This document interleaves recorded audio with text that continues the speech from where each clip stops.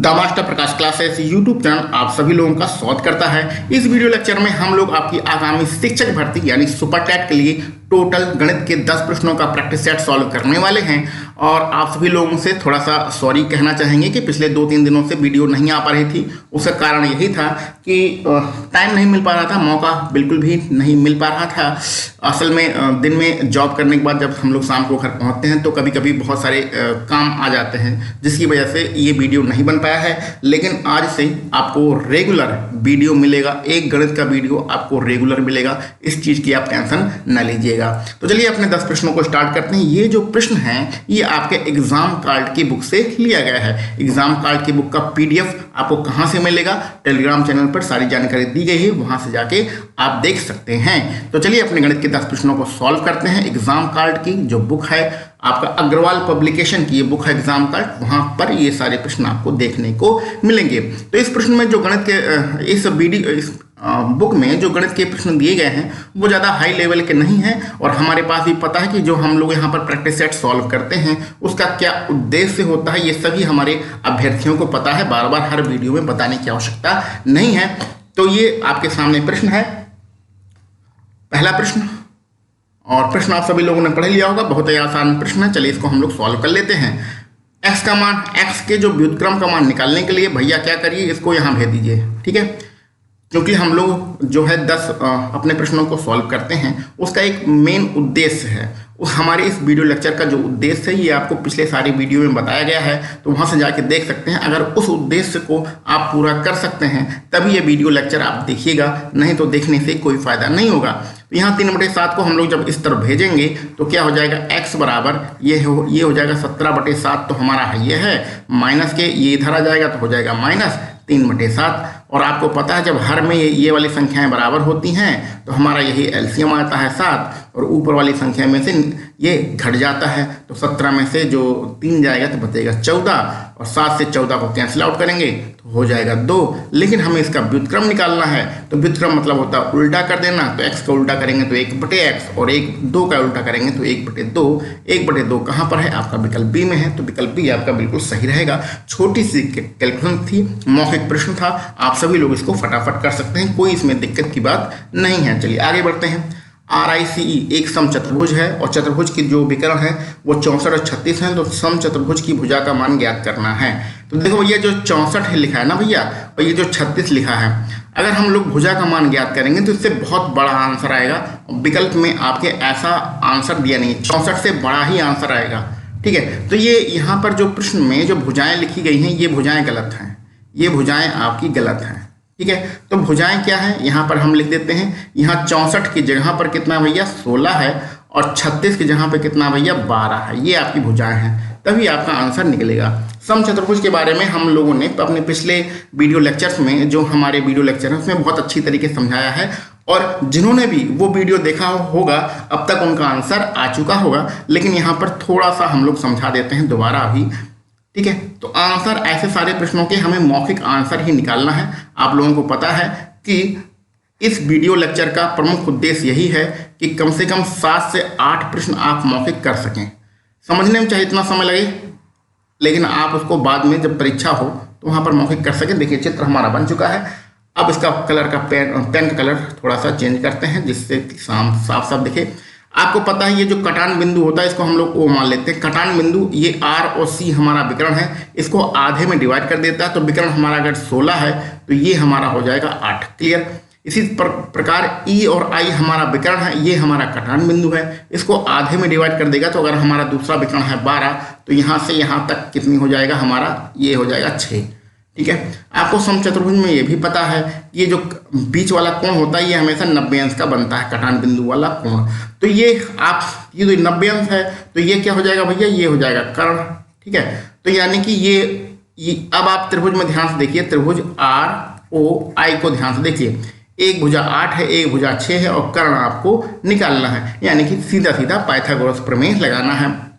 अगर पाइथागोरस प्रमेय नहीं लगा सकते हैं तो ये भी आपको समझाया गया है कि त्रिभुज का ट्रिपलेट आप लगा सकते हैं। यहाँ 6 नहीं होगा, सॉरी यहाँ पर 5 होगा। तो 3 4 5 एक त्रिभुज का ट्रिपलेट होता है। इस प्रकार के आपको 4-5 ट्रिपलेट जो है पिछले वीडियो लेक्चर में आपको बताए गए हैं, वहां से जाके आप देख सकते हैं। तो अगर 3 का जो अनुपात है डबल करें तो 6 होगा, 4 का अनुपात है, इसको डबल करें 8 होगा। तो स्वाभाविक सी बात है आपके 6 प्रश्न में एक भुजा है ये है, दूसरी भुजा 8 है, तो स्वाभाविक सी बात है कर्ण कितना होगा 5 दूनी 10। तो कहने का मतलब हमें विकल्प सी हमारा यहाँ पर बिल्कुल सही रहेगा। पाइथागोरस प्रमेय लगाकर भी इस प्रश्न को सॉल्व कर सकते हैं अथवा इस तरीके से भी आप प्रश्न को सॉल्व कर सकते हैं, इसमें कोई आपको दिक्कत होने वाली नहीं है। और ये समचतुर्भुज की जो भी प्रॉपर्टीज होती हैं आपको पिछले वीडियो लेक्चर में बहुत ही कायदे से समझाया गया है, तो पिछले आप वीडियो जरूर देखिएगा, उसमें सारी चीज़ें आपको क्लियर हो जाएंगी। यहाँ पर हमने थोड़ा सा जल्दी में समझाया है क्योंकि इस प्रकार के प्रश्न हमें मिलते ही रहते हैं। तो कहने का सीधा सीधा मतलब है अगर इस प्रकार का प्रश्न आपको पेपर में मिलेगा तो आपको मौखिक ही सॉल्व करना है। सीधे यहाँ क्या किए, सीधे यहाँ 16 के आधा के लिए 8 हुआ, यहाँ 12 का आधा के लिए कितना 6 हुआ। तो देखिए क्या इसमें कोई पाइथागोरस प्रमेय लग सकती है या त्रिभुज का ट्रिपलेट जिसको हम लोग कहते हैं त्रिभुज का ट्रिपलेट, ये दूसरा इसका मेथड है सॉल्व करने का। त्रिभुज का ट्रिपलेट इसमें काम करेगा। तो इसको आप लंब मान लीजिए, किसी को भी लंब मान लीजिए, इसको आप 8 वाले को आधार मान लीजिए, तो एक लंब हो गया एक आधार हो गया, कर्ण हमें निकालना है। तो 6 8 10 आपका एक पाइथागोरस प्रमेय के आधार पर एक आपका समकोण त्रिभुज होता है, यानी कि 10 आपका सेंटीमीटर आपके आंसर हो जाएगा। यहाँ से आप त्रिभुज का ट्रिपलेट ज्ञात कर सकते हैं। अगर आपको त्रिभुज के ट्रिपलेट नहीं याद है तो जो समकोण त्रिभुज में भुजाएं होती हैं वो या तो फिर से एक बार फिर से बता देते हैं हम लोग। ये जो समकोण त्रिभुज में भुजाएं होती हैं वो या तो 3 और 4 और 5 के अनुपात में होती हैं, अथवा 5 12 और 13 के अनुपात में होती हैं, अथवा 7 24 और 25 के अनुपात में होती हैं, अथवा 8 15 और किसके 8 15 और क्या यहाँ क्या होता है 17, 8 15 17 के अनुपात में होती हैं। यही आपका त्रिभुज का ट्रिपलेट होगा। इसमें 2 का 3 का 4 का 5 का गुणा करके ही आपकी भुजाएं निकाल सकते हैं। जैसे कि अगर हम इसमें अगर हम लोग 3 गुणा कर दें तो 5 तिहाई हो जाएगा 15 और 12 तिहाई 12 दूनी 24, 12 तिहाई हो जाएगा 36 और 13 तिहाई 39। तो ये जो आपकी भुजाएं निकलेंगी ये भी एक समकोण त्रिभुज बनाएंगी। तो ये जो हमारा अनुपात है इन्हीं अनुपात के आधार पर समकोण त्रिभुज बनता है। समकोण त्रिभुज के लगभग 90% सवाल इसी तरीके से सॉल्व करना है मौखिक, ठीक है। पाइथागोरस प्रमेय नहीं लगाना है हर जगह पर। पाइथागोरस जो प्रमेय है वो बच्चे लगाते हैं, कक्षा 6 और 8 के बच्चे लगाते हैं। अब आप बड़े हो गए हैं, थोड़ा सा अलग तरीका प्रश्नों को सॉल्व करने का ढूंढिए। चलिए आगे बढ़ते हैं।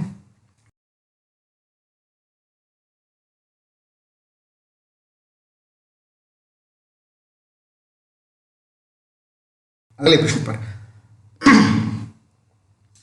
प्रश्न को ध्यान से पढ़ लीजिए। देख भैया 15 प्रेक्षण है, उनका जो माध्यांक है वो कितना है भैया 16 है।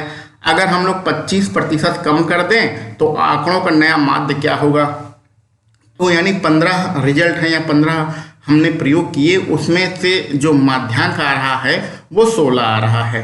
तो अगर सब में से 25 25 25 25 सब में से कम कर दें तो हमारा नया माध्यांक क्या होगा ये निकालना है। तो यहाँ पर एक चीज़ ध्यान से रखिएगा कि चाहे औसत की बात कर रहे हो, चाहे माध्यांक की बात कर रहे हो, चाहे माध्य की बात कर रहे हो, किसी की भी बात करें, अगर सब में से हम थोड़ा कुछ कम करें, एक समान संख्या जो कि 25% कम की जा रही है, तो टोटल में से भी उतना ही कम हो जाता है। कहने का मतलब अगर सब में से हम 5 5 5 5 कम करें तो टोटल में से भी 5 कम हो जाता है। तो अगर यहाँ पर सब में से हम 25% कम कर रहे हैं तो टोटल हमारे पास कितना है 16 में से भी 25% कम हो जाएगा। तो अगर कोई भी चीज़ कितनी होती है भैया, कोई भी चीज़ 100% होती है। अगर इसमें 25% कम कर देंगे तो बचेगा कितना, आपका 75% बचेगा। तो हमें निकालना है नया माध्यांक क्या होगा, यानी कि जो नया बचा है वो क्या होगा। तो कुल मिला के कहने का मतलब हमारे पास पहले कितना था टोटल, इसमें से 25% कम हो गया तो बचेगा कितना 75% बचेगा। यही हमें निकालना है। एक लाइन का इसमें सवाल है। अगर आपको समझ में आ रहा है तो इसी तरीके से हमें करना है। जो हमने बताया उस लाइन को आप नोट कर लीजिएगा। चाहे औसत की बात कर रहा हो, चाहे माध्यांक की बात कर रहा हो, चाहे माध्य की बात कर रहा हो, अगर सब में से हम एक बराबर संख्या निकालते हैं तो टोटल जो होता है उसमें से भी वही संख्या माइनस होती है। तो सब में से हमने 25% कम किया तो टोटल हमारे पास 16 था, 16 में से भी 25% कम होगा। कोई भी संख्या 100% होती है, 25% कम करोगे तो वो बचेगी 75%। तो नया जो होगा वो 75% होगा। किसका? 16 का। यही हमें निकालना है। इसको सॉल्व कर दीजिए, आपका आंसर आ जाएगा। प्रतिशत के निशान हटाएंगे तो नीचे 100 आएगा। इसको कैंसिल आउट करते हैं, 4 से कर देते हैं, 4 चौके 16 और ये 25 बार कैंसिल आउट होगा। ये 25 के 75 हो जाएगा और यहाँ 4 बचा, 3 बचा, मल्टीप्लाई करेंगे 4 3 कितना हो जाएगा भैया? 12। कहाँ पर है 12? विकल्प बी में है। विकल्प बी आपका यहाँ पर बिल्कुल सही रहेगा। तो अच्छा सवाल था, थोड़ा बहुत समझने लायक चीजें थी। ये आगे बढ़ते हैं अपने अगले प्रश्न पर।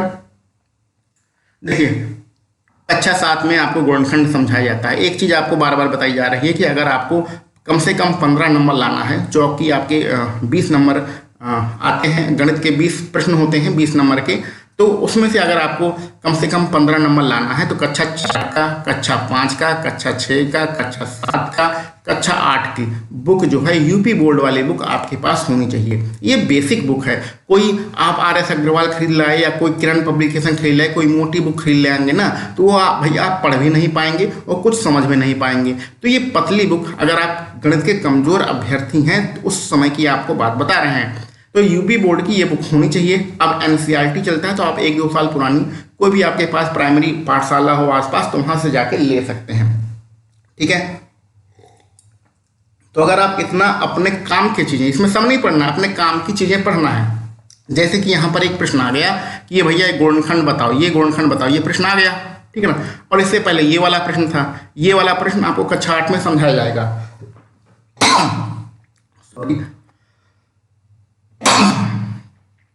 सॉरी भैया, सर्दी जुकाम हो रखा है। देखिए, ये समचतुर्भुज आपको कक्षा 8 में, कक्षा 7 में समझाया जाएगा। तो यहाँ पर समचतुर्भुज का सवाल आया तो आप समचतुर्भुज जाके कक्षा 7 और 8 की किताब से एक बार देख लेंगे। यहाँ पर आपको क्या समझाया गया है, थोड़ा गुणा भाग, ये तो कक्षा 6 की बात है, ये तो हो जाएगा, कोई दिक्कत की बात नहीं है। ये आपको माध्यांक जो समझाया जाता है कक्षा 7 और 8 में समझाया जाता है। तो यहाँ पर माध्यांक का प्रश्न आया, अगर आपने कर लिया तो ठीक है, नहीं कर पाए तो फिर आप उसी बुक से जाके देख लेंगे, बेसिक समझ लेंगे। उसी प्रकार ये कक्षा 6 का प्रश्न है, कक्षा 7 में भी है। अगर आपको ये प्रश्न आता है तो तुरंत समझ लेंगे, अगर नहीं आता है तो कक्षा 6 और 7 की बुक उठा के एक बार गुणनखंड को देख लेंगे। तो हमारे कहने का मतलब है कि जो प्रश्न आपकी नजरों के सामने आए, आप उसको नहीं समझ पा रहे हैं, तो उस प्रश्न को कक्षा 4, 5, 6, 7, 8 जिस बुक में दिया गया है उस बुक से जाके देख लीजिए। ऐसा आप धीरे धीरे करेंगे तो यकीन मानिए आप 15 नंबर तक पहुंच जाएंगे। और अगर आपको 20 में से 20 लाना है, थोड़ा आपको मैथ ठीक ठाक है, 20 में से 20 लाने की उम्मीद करते हैं आप, तो कक्षा 9 और 10 की भी बुक खरीद लीजिए। इसको थोड़ा बहुत देख लेंगे तो आपको 20 में से 20 नंबर आ जाएंगे। तो ये अपना टारगेट बना के रखिए। एक दिन में चमत्कार नहीं होगा, धीरे धीरे होगा। धीरे धीरे आपका अगर अभी 5-6 नंबर आ रहा है तो धीरे धीरे आप पढ़ेंगे तो आप 6-7 नंबर पर पहुंचेंगे, फिर 8 या 9 नंबर पर पहुंचेंगे। धीरे धीरे ऐसा 3 से 4 महीने में होगा। ठीक है। अब देखो यहाँ पर देखो, इस 25 को देखो, जल्दी से सॉल्व करते हैं। 25x² को क्या लिखो, 5x का होल स्क्वायर। ठीक है। ये जो 49 दिख रहा है ना भैया, 49, इसको लिखो 7 का वर्ग। ठीक है। प्लस ये 70 दिख रहा है, 70 को लिखो 2 गुणे 5x और गुणे यहाँ पर कितना लिख दें 7। तो 7 यहाँ गुणा करिए, 2 पंचे 10 और 10 7 70, 70x ही बीच में लिखा है। तो ये क्या हो गया, a + b का होल स्क्वायर हो गया। a का मान कितना है 5x, b का मान कितना है 7, इसका ये होल स्क्वायर हो गया। होल स्क्वायर बराबर क्या होता है 0। ये सवाल में 0 दिया गया ना, तो जब इसका दोनों तरफ वर्गमूल लेंगे तो यहाँ पर 5x + 7 बराबर हो जाएगा 0। यहाँ पर 5x, 7 को उस तरफ भेज दो तो -7 हो जाएगा। दोनों तरफ 5 का भाग कर देंगे तो इधर तो 5 कट जाएगा, इधर -7/5 आ जाएगा। तो -7/5 कहाँ पर है, -7/5, 7/5 आया आपका विकल्प डी में है। तो विकल्प डी आपका बिल्कुल सही रहेगा। कुछ नहीं करना था, आपको जो फार्मूले हैं बीजगणित के थोड़ा सा याद कर लेना था, प्रश्न आपका सॉल्व यहाँ पर हो जाएगा। और इस कॉन्सेप्ट को जरूर याद रखिएगा। अगर आप गणित के कितने भी कमजोर स्टूडेंट हैं, आपके पास यूपी बोर्ड की कक्षा 4, 5, 6, 7, 8 की किताब होनी ही चाहिए। जहाँ पर जिस प्रश्न में आप फंसेंगे उसको जाके वहाँ से देख लीजिएगा। और जब आप पेपर देने जाएंगे तो 2-3 प्रश्न बहुत हाई लेवल के आते हैं, जिसको करने में बहुत ज़्यादा दिमाग की जरूरत होती है, बहुत ज़्यादा मेहनत की जरूरत होती है। तो उन 2-4 प्रश्नों के लिए अपने 15 नंबर मत छोड़िए, ठीक ना भैया। तो इस 15 नंबर की तैयारी के लिए ये किताबें खरीद लीजिए, आपके लिए बहुत ज़्यादा काम में आएंगी। किसी अष्टभुज के कोणों का योग क्या होगा? अष्टभुज, अष्टभुज मतलब भुजाओं की संख्या कितनी भैया? भुजाएं हम n कहते हैं और n की संख्या कितनी है? 8। तो कोणों का योग, योग का जो फार्मूला होता है याद है आपको? योग का फार्मूला होता है n-2 मल्टीप्लाई बाई 180। यही छोटा सा फार्मूला लगाना है, आपको आंसर आ जाएगा। जो सभी कोणों का योग जो होता है उसका फार्मूला होता है n-2 मल्टीप्लाई बाई 180। n का मान जितनी भुजाएं होती हैं, तो अष्टभुज है यानी कि 8 भुजाएं, तो n का मान यहाँ 8 रखेंगे, इसमें से 2 घटाएंगे तो 8 में से 2 जाएगा, बचेगा 6, यानी कि कुल मिला के आपको 180 में 6 का गुणा करना है। तो 18 छक्के कितना होता है? 108। ठीक है, तो 1080 आपका आंसर आएगा। 1080 कहाँ पर है? 1080, ये आपका है विकल्प ए में है, तो विकल्प ए आपका बिल्कुल सही रहेगा। कोई दिक्कत नहीं थी, बहुत छोटा सा फार्मूला था। ये छोटा सा फार्मूला अगर याद रहेगा तो आप प्रश्न कर ले जाएंगे। आसान प्रश्न था। चलिए आगे बढ़ते हैं। देखो, हमने बार बार आपसे कह रहे हैं कि भैया आपको पेपर में कम से कम 6 प्रश्न या 7 प्रश्न या 8 प्रश्न आपको मौखिक लगाना है। तो मौखिक कब लगाएंगे? जब अगले 3 से 4 महीने तक आप लगातार प्रैक्टिस करेंगे तब लगा पाएंगे। तो मौखिक लगाने से आपका समय बचेगा। तो समय बचेगा तो कभी कभी ऐसा भी होगा, कोई बड़ा प्रश्न आएगा तो उस प्रश्न को लगाने में 2 मिनट अथवा किसी प्रश्न को लगाने में 3 मिनट का समय लगेगा। तो जब इन प्रश्नों को में आप समय बचाए रहेंगे तो इन प्रश्नों के लिए आपके पास समय बचा रहेगा तो आप लगा लेंगे। ठीक है, तो हर प्रश्न, जैसे कुछ लोग क्या करते हैं, बड़ा बड़े डायलॉग मारते हैं कि 10 सेकंड में प्रश्नों को सॉल्व करें। ठीक है, तो भैया हर प्रश्न 10 सेकंड में नहीं सॉल्व होता है। 2-4 प्रश्न, 5 प्रश्न सॉल्व हो जाएंगे, हर प्रश्न 10 सेकंड में नहीं सॉल्व होगा। और ये 7 से 8 प्रश्न हमने जो लिखे हैं इसमें से हो सकता है 1-2 प्रश्न आप मौखिक लगा जाए, बाकी की कुछ प्रश्नों के लिए आपको 1-2 लाइन लिखना ही पड़ेगा। तो ये किसी जादू दिखाने वाले के चक्कर में मत पड़िए, अपना बेसिक मजबूत करिए। किसी प्रश्न को सॉल्व करने में 10 सेकंड लगेगा, किसी में आपको आधे मिनट लग जाएंगे यानी 30 सेकंड लगेगा, किसी प्रश्न को सॉल्व करने में आपको 3 मिनट भी लग सकता है। तो जब एक प्रश्न में अपना समय बचाए रहेंगे तो वही समय आप दूसरे प्रश्न में दे सकते हैं। तो भैया धीरे धीरे कछुए की चाल से चलते हुए अपनी कमजोरियों को दूर करना है। ठीक है ना, तो ये जो प्रश्न है इसको आपको मौखिक ही करना है, इसमें तो पेन उठाने की जरूरत नहीं है। जैसे कि इकाई का अंक आपको निकालना है और बीच में गुणा का निशान है, तो ये जो इकाई का अंक है किनार सबसे पीछे वाले, इन्हीं से हमें मतलब है। तो यहाँ पर देखिए इकाई का अंक कितना है? 5। यहाँ पर देखिए, ध्यान से देखिए, इकाई का अंक कितना है? 6। तो जब भी 5 का किसी सम संख्या में गुणा करते हैं, ध्यान दीजिएगा, इकाई का अंक निकालने के लिए हम लोग पीछे वाली संख्याओं से ही मतलब होता है, यानी कि यहाँ 6 × 7 × 5 से ही हमें मतलब है। और 5 का जब किसी सम संख्या में गुणा करते हैं, चाहे 2 हो, चाहे 4 हो, चाहे 6 हो, चाहे 8 हो, और चाहे यहाँ पर 0 हो, चाहे यहाँ पर आपका 0 हो, तो ऐसी कंडीशन में हमेशा 0 ही आता है।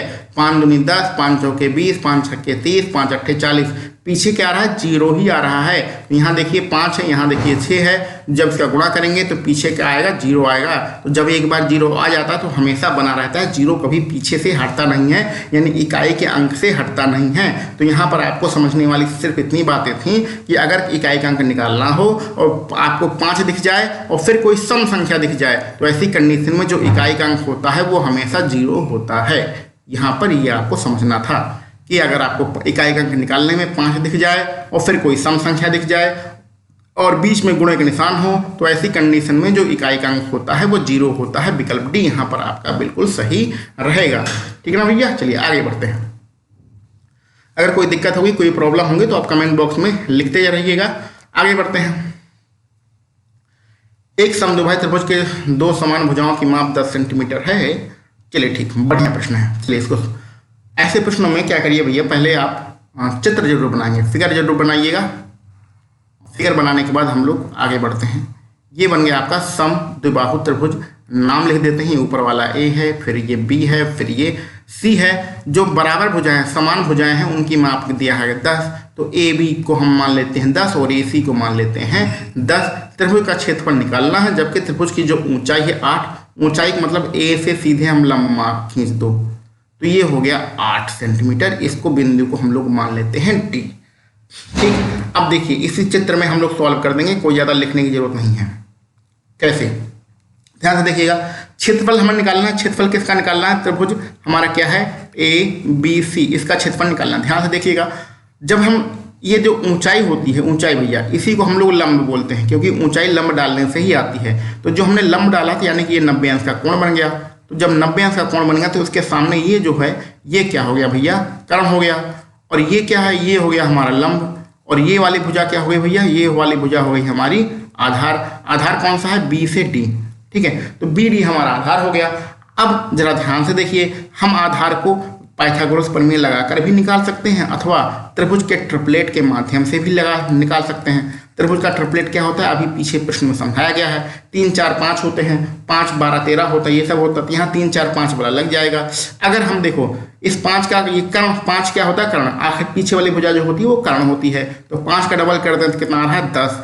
4 का डबल कर दें तो कितना आ रहा है? 8। तो स्वाभाविक सी बात है, हमारी जो अगली भुजा होगी वो 3 का डबल कितना होगा? 6।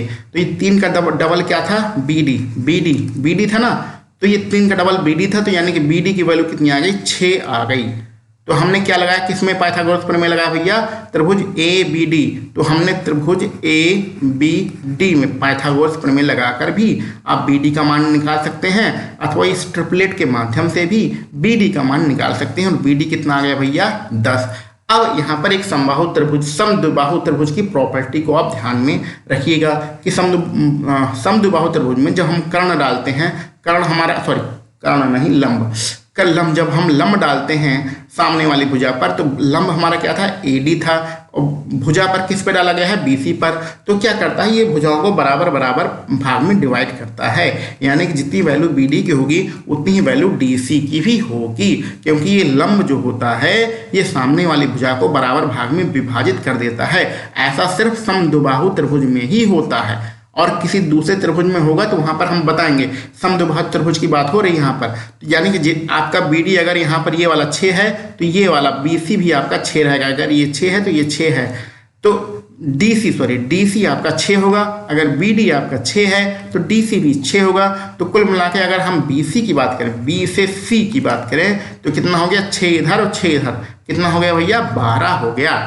तो कहने का मतलब, जो इतनी देर से हम आपको कथा सुना रहे थे उसके कहने का सिर्फ इतना मतलब था कि BC हमारा 12 सेंटीमीटर है, ठीक है। BD निकाला। BD कैसे निकाला? B से D हमने कैसे निकाला? पाइथागोरस प्रमेय लगा के निकाल सकते हैं या त्रिभुज के ट्रिपलेट से निकाल सकते हैं। जब हम ऊपर वाले शीर्ष से सामने वाले भुजा पर लंब डालते हैं समद्विबाहु त्रिभुज में, तो वो जो लंब होता है भुजाओं को बराबर बराबर भाग में डिवाइड करता है। तो जितना BD रहेगा उतना ही DC रहेगा। तो BD हमारा 6 है तो DC भी हमारा 6 ही रहेगा। तो अगर हम B से C तक बात करें तो 6 कितना हो जाएगा? 6 हो जाएगा 12। तो यानी कि अब इस त्रिभुज में आपकी भुजाएं निकल आई हैं, 10 बराबर भुजाएं हैं। लंब इसका 8 है, आधार इसका कितना है? 12 है। तो ये BC क्या भैया? आधार है। BC क्या है? आधार है, ठीक है। और जो लंब प्रश्न में दिया गया, लंब कितना है? ऊंचाई को ही लंब कहते हैं। लंब कितना है? 8 है। तो इसमें क्षेत्रफल का फार्मूला आप लगा सकते हैं। क्षेत्रफल का फार्मूला क्या होता है? 1/2 लंब कितना है भैया? 8 है, गुणे आधार, आधार कितना है? 12 है, ठीक है। तो लंब गुणे आधार 1/2 लंब गुणे आधार फार्मूला होता है। 2 से कैंसिल आउट करेंगे 4 बार और 12 चौक हो जाएगा कितना? 48। तो 48 सेंटीमीटर स्क्वायर हमारा आंसर रहेगा। कहाँ पर है? विकल्प D में है। तो समझाने में क्लियर है? आपको समझ में आ गया होगा। नहीं आया होगा तो वीडियो एक बार बैक करके दोबारा देख लीजिएगा। उम्मीद है सारी चीज़ें क्लियर हो रही होंगी। जितनी चीज़ें यहाँ पर समझाने में बताने में समय लगा है उतना समय आपको प्रश्न को सॉल्व करने में नहीं लगेगा। एक बार समझ लेंगे ना तो प्रश्न को सॉल्व करने में प्रश्न जो है आपके बहुत ही आसानी से बहुत जल्दी सॉल्व हो जाएंगे। आगे बढ़ते हैं 58 नंबर पर। देखो ये भी बच्चों वाला प्रश्न आ गया। 400 किलोग्राम चीनी खरीदकर 35 किलोग्राम चीनी ग्राहकों को बेच दी। अब उसके पास कितनी चीनी बची? 35%। तो 35% जब बेच दोगे तो बचेगा कितना? 65% ही तो बचेगा। ऐसा तो है नहीं कि कुछ ज़्यादा बचेगा। कोई भी चीज़ 100% होती है, 35% बेचोगे तो 65% बचेगा। तो कहने का मतलब क्या निकालना है? आपके पास टोटल कितना था? 400 था।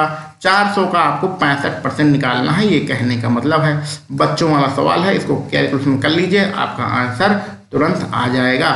प्रतिशत के निशान हटाएंगे, नीचे 100 आएगा, 2 0 कैंसिल हो गया, 4 पंचे 20 और 4 छक 24 और 2 हो जाएगा 26। तो 260 kg कहाँ पर है? विकल्प डी में है। विकल्प डी आपका बिल्कुल सही रहेगा। बहुत आसान प्रश्न था। चलिए आगे बढ़ते हैं। सरलीकृत करना है। देखिए ये जो का लिखा है, का मतलब होता है गुणा। तो जहां भी का लिखा होता है उसको हम लोग सबसे पहले सॉल्व करते हैं, लेकिन यहाँ पर ब्रैकेट लगा है तो इसलिए ब्रैकेट को हम सबसे पहले सॉल्व करेंगे। तो 28 में से 13 घटाएंगे, तो 28 में से 13 घटाएंगे तो कितना हो जाएगा? 15। तो यहाँ पर गुणा का निशान है, इसको भी सॉल्व कर लेते हैं। 9 चौक कितना हो जाएगा भैया? 36। अब जो बचा उसको हम लोग लिख लेते हैं। यहाँ पर पहले हमारा 87 है, माइनस के 6 है। इस का मतलब क्या होता है? गुणा होता है। इस ब्रैकेट को सॉल्व किया, कितना बचा भैया? 15 बचा है। ये प्लस का निशान है। 9 और 4 गुणा किया, कितना बचा भैया? 36 बचा है। सॉल्व कर लीजिए, आंसर आपका आ जाएगा। और 15 छक्के कितना होता है? 90 होता है। प्लस के ये कितना है? 36 है। पहले इसको सॉल्व करो। 90 में से 87 बन जाएगा। जो आपका माइनस का निशान है वो 90 पे लगा है, तो बड़ी संख्या माइनस में है, इसलिए चिन्ह आपका माइनस में आएगा। 90 में से 87 बन जाएगा, तो माइनस के 3 बचेगा। और प्लस के कितना है? ये प्लस के कितना है भैया? यहाँ पर प्लस के सॉरी ये 36 है। हाँ, प्लस के आपके 36 है। 36 में से अब 3 जाएगा, कितना बचेगा भैया? 33 बचेगा। 33 कहाँ पर है? विकल्प डी में है। तो आसान प्रश्न में कोई दिक्कत नहीं है। एक प्रश्न आपका सरलीकरण का जरूर मिलेगा, ठीक है। तो सरलीकरण के सारे प्रश्न लगाते रहिए। कक्षा 6, 7, 8 में बहुत सारे सरलीकरण के प्रश्न दिए गए हैं, उसको आप लगाते रहिए, आपकी प्रैक्टिस होती रहेगी। और आज के अपने प्रैक्टिस सेट का आखिरी प्रश्न हम लोग आगे बढ़ते हैं। ABC का औसत वजन 45 है। तो इसके कहने का मतलब ये है कि अगर हम लोग A प्लस के B प्लस C का टोटल वजन निकाल लें। देखिए ABC कितने लोग हैं? 3 लोग हैं। जब 3 लोगों का औसत वजन 45 दिया होता है तो इनका हम टोटल, ये योग लिख रहे हैं भैया, ये योग लिख रहे हैं, ठीक है। तो योग निकालना चाहें तो ये 3 लोग हैं, तो इसमें 3 का गुणा करते हैं। तो 45 में हम लोग 3 गुणा करेंगे तो कितना आएगा? 135 आएगा। AC, अब आगे बढ़ते हैं। AC का औसत वजन कितना है? 42। तो AC कितने लोग हैं? 2 लोग हैं। A और C 2 लोग हुए ना, तो A प्लस C 2 लोग हैं। तो 42 में 2 को गुणा करेंगे तो हो जाएगा कितना? 80 4 84। इसी प्रकार BC कितने लोग हैं? 2 लोग हैं। इनका औसत वजन कितना है? 38 है। तो B और C का अगर टोटल निकालें, योग निकाल लें, तो ये 2 लोग हैं। तो 38 में 2 का गुणा करेंगे, 2 का गुणा कितना हो जाएगा? 8 दूनी 16 के 6 और 3 दूनी 6, एक साथ 76 हो जाएगा। तो इसको तो जैसा है ऊपर वाला इसको रहने दीजिए। ये वाला जो समीकरण है इसको 1 मान लो, इसको जैसा वैसे रहने दो। इन नीचे वाले दोनों को जोड़ दो, ठीक है। जोड़ दिया तो यहाँ हो गया A प्लस के C प्लस के B और प्लस के C, ये हो गया। इसको जोड़ दो, ये हो गया 10 और ये हो गया 8 दूनी 16। अब क्या करो, ये जो आया है ना ये वाला समीकरण, ये वाला समीकरण ला के यहाँ पर घटा दो। तो A प्लस के B और प्लस के C इसको ला के घटा दिया। इसका मान कितना था? 135। तो जब घटाएंगे तो चिन्ह बदल जाएगा, तो ये माइनस हो जाएगा, ये माइनस हो जाएगा, ये माइनस हो जाएगा, ये माइनस हो जाएगा, ठीक है। तो यहाँ A से A कट गया, यहाँ B से B कट गया, ये C से C कट गया, ये वाला बीच वाला C बचा है। तो C बराबर 160 में से 35 जाएगा, कितना बचेगा भैया? 20 और 5 25। तो C का मान आ रहा है 25 और C का वजन निकालना था। C का वजन कहाँ है? 25, विकल्प ए में है। विकल्प ए आपका यहाँ पर बिल्कुल सही रहेगा। तो इस प्रकार के प्रश्नों को सॉल्व करने का आपको तरीका समझ में आया। ये बार बार लिखना नहीं है, इतना सारा चीज़ें आपको लिखना नहीं है। इस प्रकार के प्रश्नों को सॉल्व करने का तरीका समझ में आया। जो आपको 3 है वो 45 में 3 गुणा कर दिए, टोटल निकल आएगा, ठीक है। आपका ये 2-2 हो, जो 2-2 वाले दिए गए हैं उनमें आप 2-2 गुणा कर दीजिए तो आपका टोटल निकल आएगा। तो इस 2 वाले टोटल को पहले जोड़ लीजिए, 2 वाले टोटल को जोड़ लीजिए। कितना आया था हमारा? 2 वाला टोटल हमने जब जोड़ा तो हमारा कितना आया था? 160 आया था। इसमें से ये जो 3 वाला टोटल है जो कि हमारा 135 था, इसको घटा देंगे तो हमारा आंसर आ जाएगा। इसी प्रकार से आपको करना है, इतना जो है लिखना नहीं है, ठीक है। तो इस प्रकार से 10 प्रश्न हमारे यहाँ पर खत्म होते हैं। और यहाँ आपके लिए एक महत्वपूर्ण सूचना है कि सुपर टेट की आप सभी लोग तैयारी कर रहे हैं, उसके लिए प्रैक्टिस सेट खरीदना बहुत ही ज़्यादा आवश्यक है। अगर मार्केट से जाके कोई प्रैक्टिस सेट खरीदते हैं तो एक किताब आपको लगभग 100 रुपये या 150 रुपये की मिलती है और उसमें 10 से 15 प्रैक्टिस सेट ही होते हैं। तो 15 प्रैक्टिस सेट के लिए आपको 150 रुपये भी देना पड़ सकता है। ठीक है। लेकिन the master Prakash classes YouTube channel आपको 250 से भी अधिक प्रैक्टिस सेट मात्र 100 रुपये में उपलब्ध करा रहा है। तो मात्र 100 रुपये में आप 250 से भी अधिक प्रैक्टिस सेट प्राप्त कर सकते हैं। इसके लिए आप 96 16 39 50 14 इस नंबर पर व्हाट्सएप करिएगा, आपको पूरी जानकारी दे दी जाएगी। तो मार्केट से कोई भी प्रैक्टिस सेट खरीदने की आवश्यकता आपको नहीं है, परेशान बिल्कुल भी नहीं होना है। कोई ही मार्केट से प्रैक्टिस सेट नहीं खरीदना है। 96 16 39 50 14 इस यूट्यूब चैनल का ऑफिशियल नंबर, आपको कभी भी इसी नंबर पर संपर्क करना है, इसके अलावा कोई भी नंबर नहीं मिलाना है। अगर कोई कहे कि हम द मास्टर प्रकाश क्लासेस से बोल रहे हैं तो आपको बिल्कुल भी विश्वास नहीं करना है। 96 16 39 50 14 ही इस प्रकाश क्लासेस या द मास्टर प्रकाश क्लासेस का ऑफिशियल यूट्यूब चैनल है। तो 250 से अधिक प्रैक्टिस सेट मात्र 100 रुपये में प्राप्त करने के लिए आप इस नंबर पर व्हाट्सएप करिएगा, आपको पूरी जानकारी वहां पर दे दी जाएगी। तो ठीक ना भैया, इस प्रकार से यहाँ पर हम लोग अपने जो 10 प्रश्नों को खत्म किए हैं। इसमें अगर कोई गलती रह गई हो, कोई आपको चीज़ें ना समझ में आई हो, तो वो सारी चीज़ें आप कमेंट बॉक्स में लिख सकते हैं। और चलिए मिलते हैं हम लोग अपने अगले किसी वीडियो लेक्चर में। आप सभी लोगों को वीडियो देखने के लिए बहुत बहुत धन्यवाद।